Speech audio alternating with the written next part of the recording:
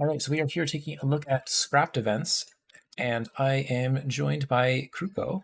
So, hello, and do you want to start by talking a little bit about your role on this project and your background in game development? Sure. Yeah, I'm currently a student in a game dev student. I'm in my second year studying game dev, and this is my first GMTK. Well, actually my second, but my first was like a failure. And I am like mainly the game designer and lead programmer of this project. I normally am the one checking out the general idea of the game, checking if everything is according to plan, and checking the art, and then implementing it and making the game whole. Nice. And so you mentioned that this is the first GMTK jam you've necessarily completed. Yeah, exactly. I and a friend of mine participated in another game jam, but it was like the first game jam that I like, the first big game jam. I participated in other small game jams, but GMTK was like the 2023 GMTK was 48 hours, and was my first 48 hours game jam. It was pretty rough, and yeah, we didn't manage to upload that game in time. So this time, at least, we had a little more time, and it was a little more polished. Great. Well, congratulations on finishing this time around. I know anytime that you're new to doing game jams, it's tough to be able to finish within a really tight timeline. So well done. And yeah, do you want to talk a little bit about the inspiration behind this game? Yeah, actually, one of the first inspirations was Bloons, like Bloons Tower Defense and Tower Defense games overall. But especially another game that I used to play when I was a kid. Like, it was a browser game called Canyon Defense. Really pixel art game, and using all this like grid system. But we wanted to make like a game where it's a tower defense, but not like a pre-scripted tower defense, like where you have a path and enemies will follow that path until the end, and then you will lose HP. We wanted more like a base defense, tower defense. You build your base around and decide where to build, how to expand your base, and eventually have like a massive base with lots of turrets shooting all around. Yeah, it's funny because I have also made tower defense-esque experiences that are the same sort of building out from the middle. So yeah, I'm definitely familiar with this style. Yeah, actually, it was also the first time I made a tower defense game. Like, never tried before. It was like a very good experience, trying new genres of games, like new programming stuff, etc. Nice. So in that case, do you want to talk a little bit about the actual development process of the game? Yeah.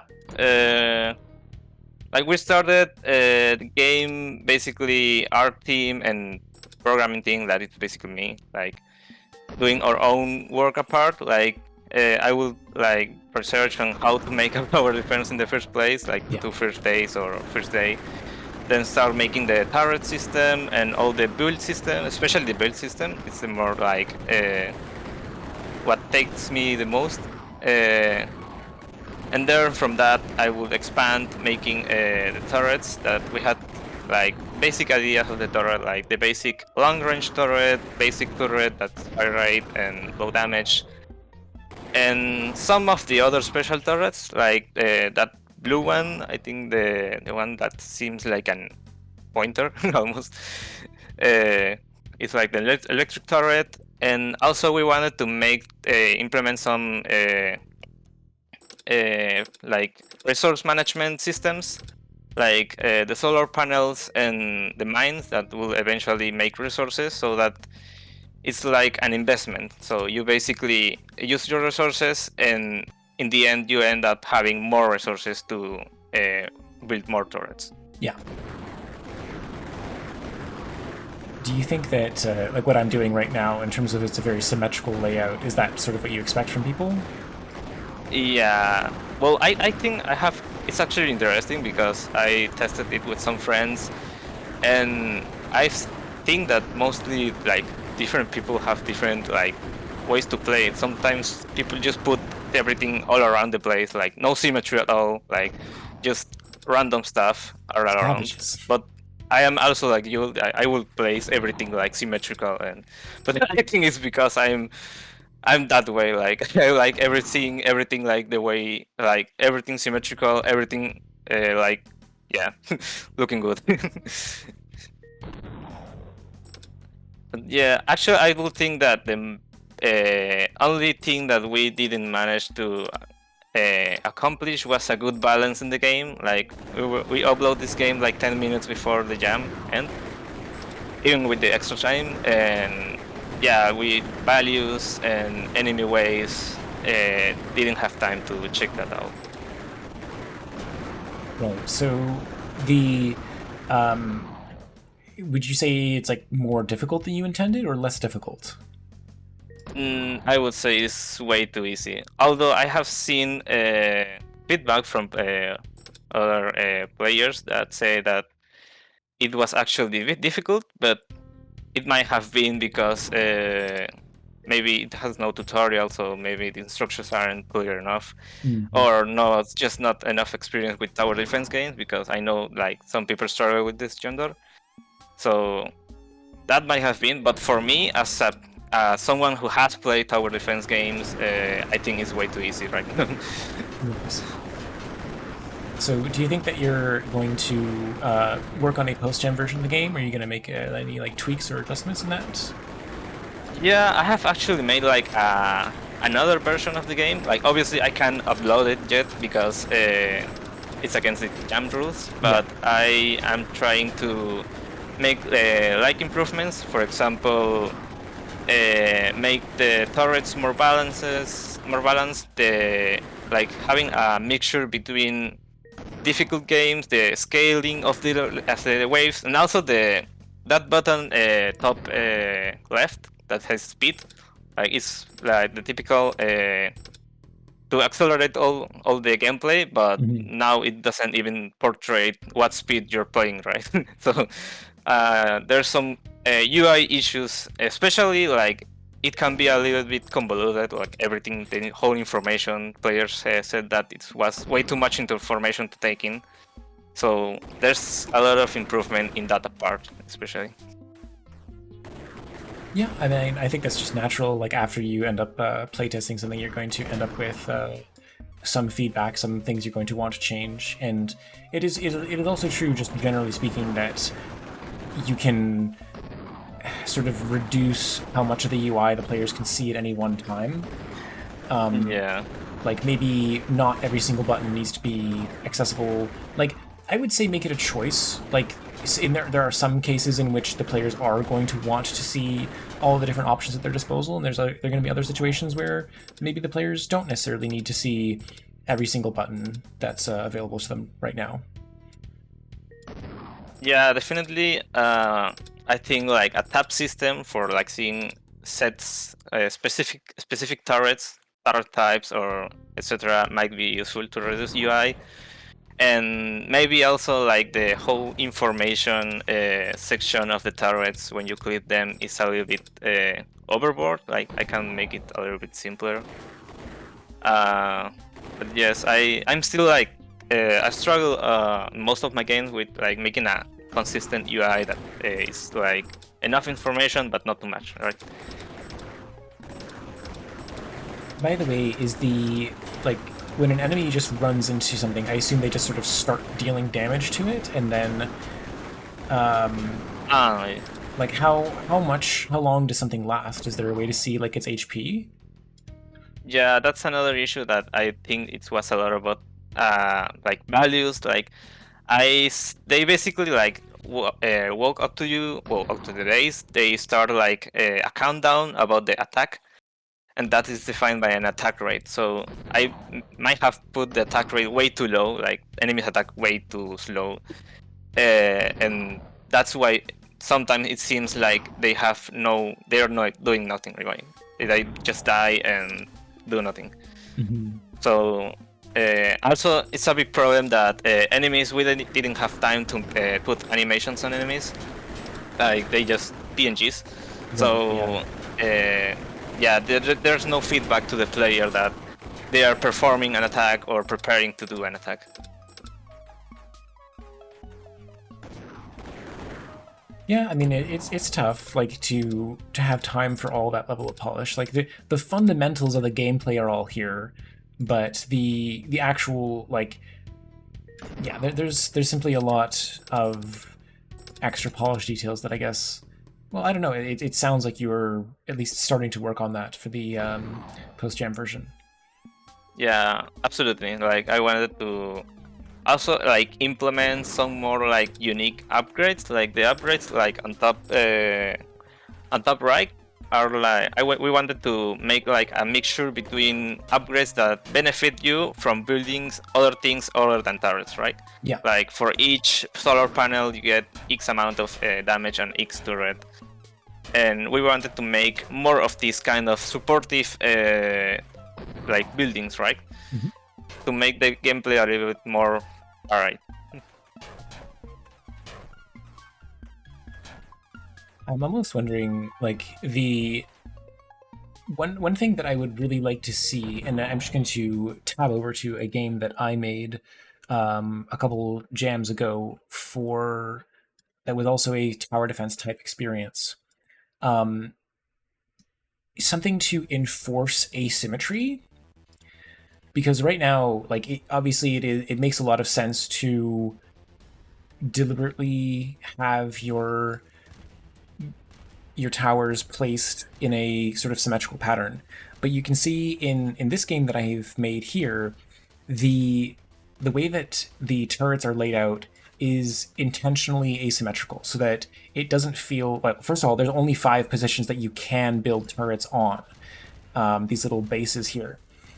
And the reason that I made them sort of surrounding this base that is a odd shape is because I wanted players to feel like when enemies approach the base from different directions, that it wasn't just a total mirror match. So I'm wondering if you could do anything with the sort of... Oh, again, every time I click over to this tab, it's real slow.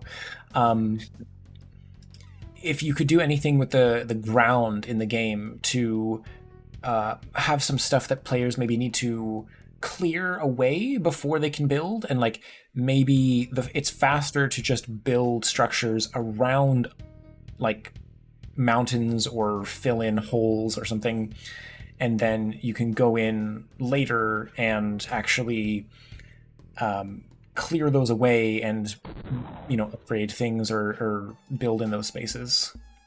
Yeah, actually we had an idea about just what, similar to what you said, like there to be like debris and things that blocking your path for you to expand. But we were a little bit short on time, so of course. But that's of course something that we could implement in a future version, like even a new kind of structure that could like help you clearing out the debris and everything. Yeah. So that's just a great idea. Also, we wanted, or at least I wanted to make like structures that occupy like 2x2 spaces or 3x3 things that require more space, eventually making your base a little bigger and bigger without the necessity to build like so many like small buildings, because eventually it seems like a little bit too crowded, like from turrets and solar panels and everything like that. Yeah, I think that's a good point. Like the one of the things that I play a lot in like real-time strategy games is just generally the idea that you've got a constant trade-off between a base that is really large and like spread out, which is therefore safe from bombing runs or if your opponent uses a super weapon. But then it's really hard to defend such a massive base. Or you can try to cluster a base really close together, but then it's very susceptible to if an opponent uses a super weapon or something. So I think that Yeah. having a similar balance here, if there was an enemy that used like a big AoE attack and you needed to kind of put more emphasis on defending things, then maybe that would be oh, I see. These are my mines. So I've got so much Yeah. metal here. Yeah, That's the production is a little bit unbalanced. well. So another recommendation that I have then is something that I've done in my games in the past as well. Have the number of enemies spawning, or the number and the complexity of the enemies that spawn, have that influenced by the amount of spare resources the player has. Because as you say, like right now, I can just kind of sit back and not have any difficulty living forever because things are just going to keep on building out longer and longer. But if you had something that was like spawning more enemies to tax my resources. Oh, hey, I completed the game. Okay, cool. Yeah, and it kind of breaks at the end. Let's refresh the page before we get an integer overflow. Okay. So cool. I'm glad we were able to at least showcase the full game there. So yeah, just I think that is generally a good idea because it was one of the things that I always disliked in Plants vs Zombies and other games that I played, where I just have so many resources and I just win. Like it's just I'm now waiting for this to go past. And rather than just having a button to speed it up, give me something that engages me in the game, makes it so that I now have more stress or more strain that forces me to engage in the game and build more stuff and react to things. Yeah. Having more enemies to spawn if you're doing well will be kind of punishing. If enemies spawn more or less depending on how well you're doing, it's harder to see if you're actually doing well or not. It's true to a point. So let me be more specific. When I in my game Orbit, this like tower defense, this satellite-based tower defense game, the way that it works is you are gathering energy here, and you gather energy in like units of 5 at a time. When this meter fills up, you can see this is another thing that I did. I changed the cap on the amount of energy the player has. So that's another thing you can do is you can limit how many extra resources the player has. And what I did was I made it so that you can for every 1,000 energy that the player gathers, one extra enemy spawns in per wave. So it's not like a crazy amount of extra enemies. It's just enough to sort of keep the pressure on. And there were a couple ways in which I did that sort of dynamic difficulty in this game. I would recommend giving it some consideration. Yeah. Like actually, what I wanted for the idea of the game was that at the later rounds, it will be more like a constant exchange of building and losing turrets, so that you will keep wasting metal and try to be rebuilt. It kind of reminds me of, like, for example, playing Age of Empires. Like, you constantly have something being siege, and then you build another tower and another, and you need to keep a constant, like, it's more kind of a mix between tower defense and some RTS or micromanagement level, like yeah. And I wanted to implement that. The problem, obviously, is that you have way too much metal, and enemies don't do enough damage and don't have like the behaviors. Like you said, it will be good to have an enemy that has a big AOE attack and something like that. Yeah. So Artemis mentions I much prefer if a tower defense games add optional mechanic to challenge enemies, be it by sending waves early or enraging waves or making them stronger, but you get a bigger reward. Yeah, I absolutely know what you mean. Like, if you have the option to like start the wave sooner, I think we saw that in Keely's the game that Keely had brought onto the stream, the like Engineered to a Purpose. You could like trigger 2 waves at the same time for a bigger reward. I think if the player is running away with the number of resources, that is ultimately a different design problem. And you know what? I was bringing up the example of spawning extra enemies. I did something much better. Because one of the way that you earn energy in this game is with your solar satellites. So first of all, I made the solar satellites more interesting in two ways. First of all, okay, none of the pictures have a solar satellite in them, of course, but you can see that there's an actual sun here, and in this weird, let's call it a trick of perspective. But the sun is orbiting your planet, and you can see that by the light cast on the planet itself in the graphic here. Actually, this moon, this specific planet doesn't have a sun around it. But with all these, the idea is you would always need to move your solar satellite to be as close to the sun as possible to generate energy faster.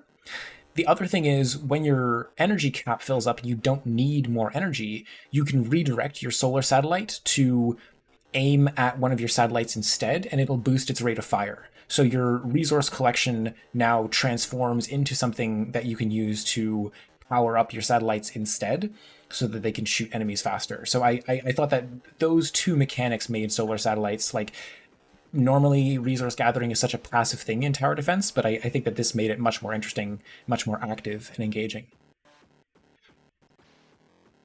Yeah, definitely. That's a great idea. Like the duality of having like some kind of support structure that has like two ways of functioning. It's very interesting.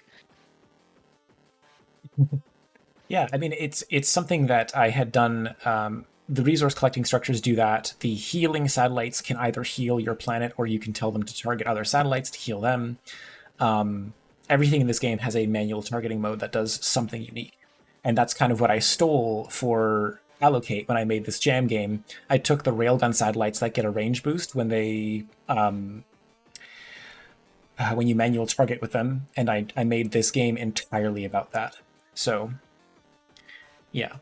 All right. So, yeah. Do you want to talk a little bit about, like, what do you think was the most difficult problem that you encountered in this jam, and how did you go about trying to solve it? I think it was a little bit like the whole genre as a whole. Like Yeah. the first time making a hot tower defense and like learning everything on the go. And then starting to make the turrets and everything. So it was kind of rushed down. Like, and I would say that actually the turret system was pretty easy. The most like difficult thing in the jam, I would say it was like making the pre-scripted waves like function the way I wanted. And the build system, of course, like making this grid system like I use this platform system. Like you need to first put the platform, then put the building. Yeah. So I needed to like check first if there was a platform, and then if the platform was occupied or not, and if something is destroyed, then it's empty. And there were pretty some bugs before that, like building platforms on top of platforms on top of platforms, or having like two turrets overlapped within each other. So like making that all that system was working properly and not like breaking the game was, I think, the most difficult part of the game. Yeah, I mean, I think it's it's one of those things where the specific way that you implement, like, having platforms that you build on. I mean, are the platforms still there underneath? Yeah, actually, like the platform, like also that's another part of the game. Like the platform is like very weak on its own. Like it dies like in 2 hits of the enemies, I think. Yeah. But the thing is that each turret has like a hidden stat that I should have put somewhere that basically increases the max amount of HP a platform has. Like, for example, the cannon, like that cannon turret is the one that gives it the most HP, and the crossbow gives none almost. So having like certain turrets in the front line or in the back line may benefit or make it worse your defense. Basically, that's the idea behind everything that we plan. And also like building solar panels and mines, they give non-HP at all, so they are basically like an empty platform in terms of durability. Yeah, I was generally trying to build solar panels that were kind of like sandwiched between other things so that they were somewhat protected. Just Yeah, instinctually, not even knowing that that was necessarily the case. that's the intended case. Yeah, yeah. Um, but yeah, I think in terms of like making the lighting system maybe a little more dynamic, like having enemies that are sort of cloaked and you need the lighting to see by, or like give me maybe there is an artillery enemy that stands really far away and you need to be able to spot it with the lighting and then be able to shoot it. Like I'm recommending a lot of ideas from the tower defense games that I've built because I think that that kind of thing is interesting. Yeah, it's pretty understandable. We also wanted to like play a little bit more with the lightning. We have this whole structure that just gives a line of sight, Yeah. but yeah, it's for the time being it's just like more vision. But it would be cool if it has some more gameplay. It has some more role in the gameplay, like you said, yeah, just like artillery enemies that you need to spot on, and maybe with your main turrets through, yeah. So it's of course it's definitely one idea that might have improved the game and give it a little bit more of a unique taste. I think that like I see enemies kind of like flashing in response to the turrets as I'm firing, but I don't necessarily like I don't know. I think it might be nice to include a little more like actually seeing the projectiles that are fired by your big sort of cannon here. Actually, it fires, but I didn't check that out before the jam, the upload of the jam version. Uh-huh. The hitbox is so big that you almost fired and it disappears instantly. So it's kind of funny. Okay.